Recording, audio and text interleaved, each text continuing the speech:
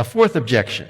Free grace believes a saved person does not have to show evidence of good works.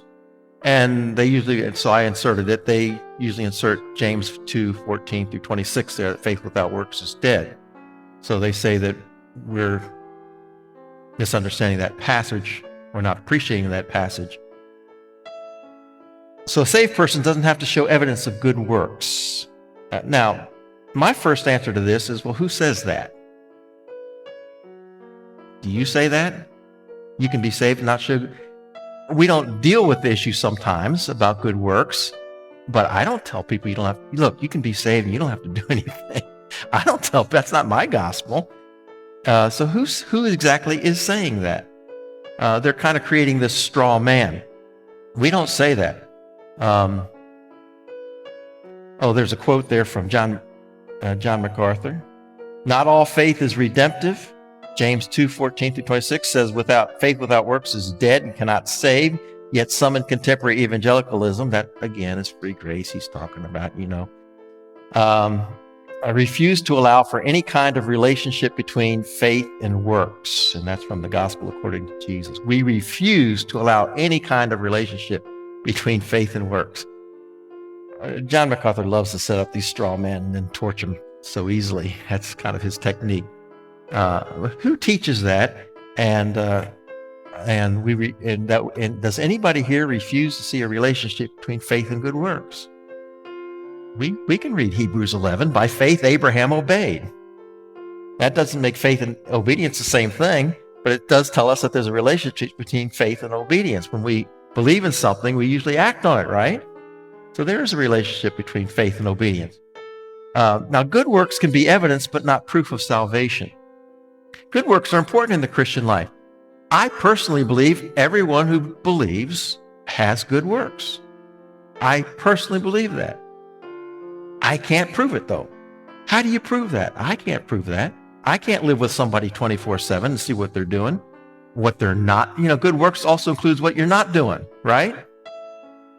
So it's not just whether you say a silent prayer before you put your head down on your pillow at night, or that you refuse to tell a bad joke or something. I mean, there's so many things that we cannot observe in people's lives. How could we ever be judges from their works about their salvation? You would have to be omniscient. Now, here's another thing that's often left out of this whole discussion that I don't find.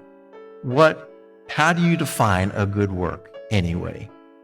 And all these people who are criticizing us for de-emphasizing good works, supposedly, never really define what a good work is. What they're looking for is, maybe church service, evangelism, witnessing, reading the Bible, or things like that. But there's people who do that are not saved.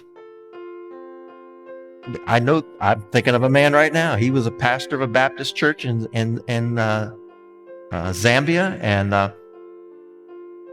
he'll tell you he was not saved until he discovered the grace gospel.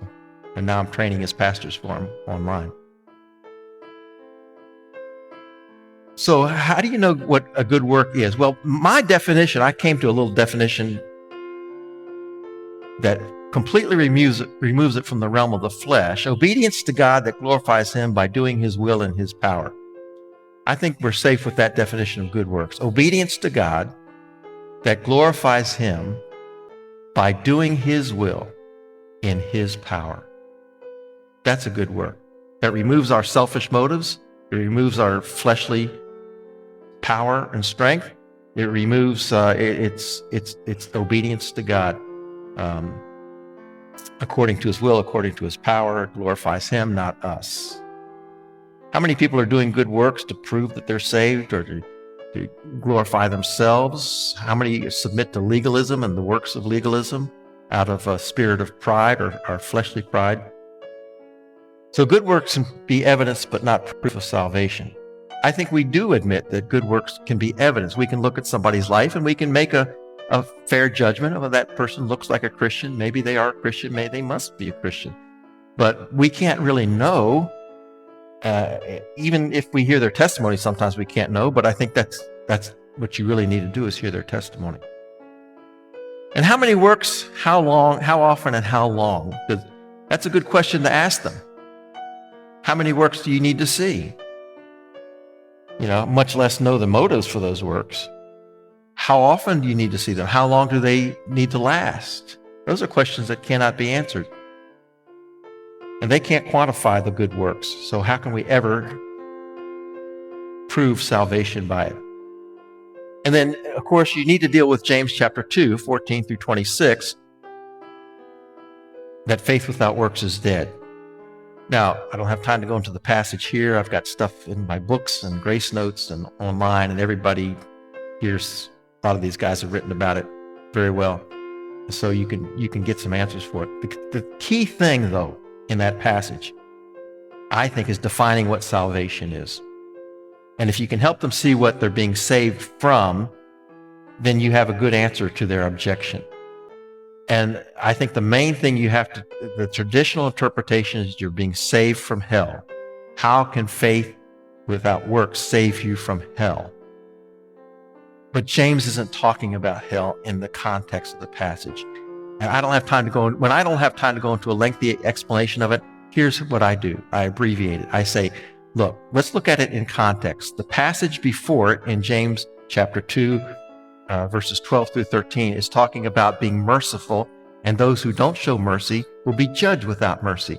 He's talking to Christians about a judgment. What judgment do Christians face? You tell me. Judgment seat of Christ. And then at the other bookend, at the end of the passage, chapter 3, verse 1 says you shouldn't desire to be teachers, lest you incur a greater judgment. Talking to believers who want to be teachers. What's the judgment? Judgment seat of Christ.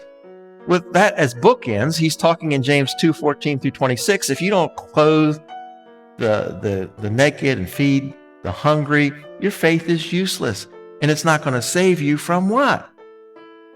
A negative judgment at the judgment seat of Christ. Now, some people have interpreted salvation differently in that passage, and other than hell. But that's, I think, an interpretation that fits within the context and has those bookends that show us that he has the judgment seat of Christ in mind, like most of the epistles do.